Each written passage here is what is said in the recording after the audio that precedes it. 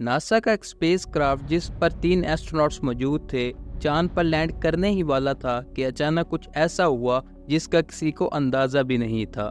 ये space craft अर्थ से 3,30,000 kilometre दूर स्पेस के किसी ऐसे हिस्से में मौजूद था जहां तक इन्हें पहुंचने में 3 दिन लग चुके थे। फिर अचानक स्पेस क्राफ्ट के मेन ऑक्सीजन टैंक में कोई ऐसी खराबी होती है जिसकी वजह से वो बहुत बुरी तरह से फट जाता है। ये ऑक्सीजन टैंक अंदर बैठे एस्ट्रोनॉट्स को ऑक्सीजन प्रोवाइड कर रहा था। अब वो ये बात जान चुके थे कि उनके बचने का कोई चांस मौजूद नहीं और कैबिन में भी इतना ही ऑक्सीजन मौजूद था कि वो सिर्फ 15 मिनट तक जिंदा रह सकें। अब जाहिर है कि इतने कम टाइम में अर्थ पर वापस जाना भी इम्पॉसिबल था। Carbon dioxide levels in the lunar module rising. The main heat shield was not designed to operate in free space for extended periods of time. The crew were beginning to suffer. It was a dire state. It was a real emergency situation. Space में किसी भी robot को भेजना ही NASA के लिए काफ़ी मुश्किल task होता है और इसके लिए हर केजी मैस पर $4,000 की कॉस्ट आती है। मगर स्पेस में एक जीते जागते इंसान को भेजना और फिर उसे सही सलामत वापस लाना एक ऐसा मिशन होता है कि जिसमें एक छोटी सी गलती की वजह से आपकी सालों की मेहनत के साथ साथ इंसानी जान के भी खोने का डर लगा रहता है। चाहे कोई भी स्पेस क्राफ्ट हो, उसमें एस्ट्रोनॉट्स के लिए ऐसा माहौल रखा जाता है कि वो अच्छी तरह से रह सकें और अपने मिशन को पॉसिबल करके ही लौटें।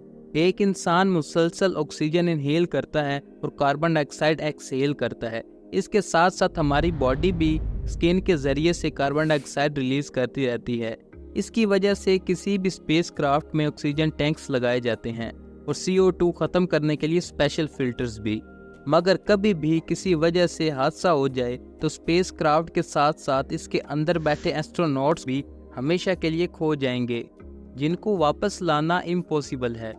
मगर आपको जानकर हैरानगी होगी कि एक ऐसा ही वाकया 1970 में अपोलो 13 के साथ हुआ। ये एक ऐसी सच्ची कहानी है जो कि किसी भी साइंस फिक्शन मूवी से कम नहीं है। लेकिन इस मिशन को 1 साल भी नहीं गुजरा था कि नील आर्मस्ट्रॉन्ग ने चांद पर कदम रखा था। इस मिशन से पहले भी नासा के 2 मिशन अपोलो 11 और अपोलो 12 अच्छी तरह से कामयाब हुए थे, लेकिन अब बारी अपोलो 13 की थी, जिसका मेन मकसद चांद के बारे में मजीद रिसर्च करना था। इस एयरक्राफ्ट को चांद के किसी ऐसे हिस्से पर लैंड करना था जहां पर किसी एस्ट्रॉयड के गिरने की वजह से बहुत बड़ा गड्ढा बना हो और चांद के इस हिस्से को फ्रा मैरो कहा जाता है। 11 अप्रैल साल 1970 जहां एक तरफ 2 सक्सेसफुल मिशन होने की वजह से एस्ट्रोनॉट्स कॉन्फिडेंट थे, वहीं दूसरी तरफ लॉन्च की लाइव ब्रॉडकास्ट देखने के लिए लोग कुछ खास इंटरेस्टेड भी नहीं थे। इस स्पेस क्राफ्ट के 3 हिस्से थे, जिसमें कोन शेप का ये हिस्सा कमांड मॉड्यूल कहलाता था और ये कमांड मॉड्यूल ही वही जगह थी जहां पर तीनों एस्ट्रोनॉट्स का ज़्यादातर वक्त गुजरता था। ये दूसरा हिस्सा ल्यूनर मॉड्यूल था और इसका मकसद चांद पर लैंड करना और वहां से एस्ट्रोनॉट्स को वापस लेकर जाना था। तीसरा और आखिरी हिस्सा ये सिलेंडर था जिसमें स्पेस क्राफ्ट का इंजन और ऑक्सीजन टैंक मौजूद थे। अब प्लान तो ये था कि पहले ये स्पेस क्राफ्ट अर्थ के ऑर्बिट से निकलकर चांद के गिर्द चक्कर लगाएगा, तभी इनमें से 2 एस्ट्रोनॉट्स सही टाइम पर इस ल्यूनर मॉड्यूल में बैठकर इसको स्पेस क्राफ्ट से अलग करेंगे और चांद पर लैंड कर जाएंगे। चांद पर सैंपल कलेक्ट करने के बाद ये ल्यूनर मॉड्यूल इनको दोबारा चांद के ऑर्बिट में लेकर जाएगा, जहां पर ये स्पेस क्राफ्ट से जाकर मिलेंगे और फिर अर्थ की तरफ रवाना हो जाएंगे। लेकिन इनको क्या पता था कि चांद पर लैंड करना तो दूर की बात, वो एक ऐसे हादसे का शिकार हो जाएंगे जो कि ये कभी सोच भी नहीं सकते थे। स्पेस क्राफ्ट में ऑक्सीजन सिलेंडर फटने के बाद एस्ट्रोनॉट्स ने फौरन ये खबर कंट्रोल सेंटर को दी। जब कंट्रोल सेंटर ने रियल टाइम डाटा निकाला तो वो बहुत ज़्यादा डर गए, क्योंकि ऑक्सीजन के दूसरे टैंक में भी ऑक्सीजन बहुत तेज़ी से कम हो रही थी और 3 में से 2 इलेक्ट्रिकल सप्लाईज भी फट चुकी थी, जो कि स्पेस क्राफ्ट को चलाने का अहम तरीन जरिया थी। एक ही टाइम पर इतने ज़्यादा मसलों को हैंडल करना कंट्रोल मिशन के लिए बहुत ही ज़्यादा मुश्किल था और ऊपर से स्पेस क्राफ्ट अपनी डायरेक्शन से भी हट चुका था, जिसका फासला मुसलसल बढ़ता ही चला जा रहा था। जैसा कि अब ऑक्सीजन का दूसरा और आखिरी टैंक भी लीक हो चुका था और वो एस्ट्रोनॉट्स इसी लीकेज होने वाली ऑक्सीजन से ही अपने आखिरी सांस ले रहे थे। اب بلاسٹ کو ہوئے 1 گھنٹہ گزر چکا تھا اور آکسیجن ٹینک میں صرف اتنی ہی آکسیجن بچی تھی کہ وہ اگلے 15 منٹ تک زندہ رہ سکیں۔ اسی دوران مشن کنٹرول نے یہ فیصلہ کیا کہ ان کو کمانڈ موڈیول سے نکال کر لونر موڈیول میں شفٹ کیا جائے۔ خوش قسمتی سے لونر موڈیول میں آکسیجن سپلائی موجود تھی، مگر وہ صرف 2 ایسٹروناٹس کے لیے تھی۔ کیونکہ اب کوئی اور آپشن موجود نہیں تھا، اس وجہ سے انہوں نے یہ قدم اٹھایا۔ کنٹرول مشن کو کیلکولیشنز کرنے کے بعد یہ پتہ چلا کہ لونر موڈیول میں اتنی ہی آکسیجن ہے کہ وہ اگلے 3 دن تک زندہ رہ سکیں۔ مگر ابھی بھی سوال وہی تھا کہ آخر ان کو ارتھ پر واپس کیسے لایا جائے۔ اب اس صورت میں کنٹرول سینٹر کے پاس 2 آپشن تھے۔ پہلا یہ کہ وہ ایئر کرافٹ کو مین انجن کے ذریعے سے واپس لائیں، مگر اس میں ڈر یہ تھا کہ وہ فیول انجن بھی آخری سوس پر چل رہا تھا، کہیں یہ راستے میں بند نہ ہو جائے۔ اور دوسرا آپشن یہ تھا کہ چاند کی گریوٹی کا استعمال کرتے ہوئے اسے ارتھ کی طرف دھکیلا جائے۔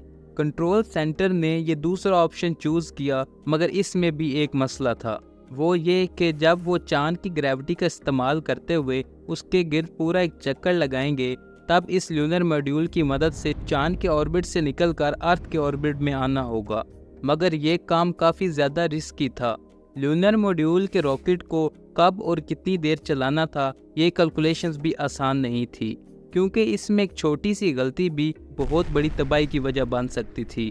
کنٹرول سینٹر نے تمام کیلکولیشنز ایسٹروناٹس کو بھیجی اور انہوں نے بالکل ویسا ہی کیا جیسا کہ انہیں کہا گیا۔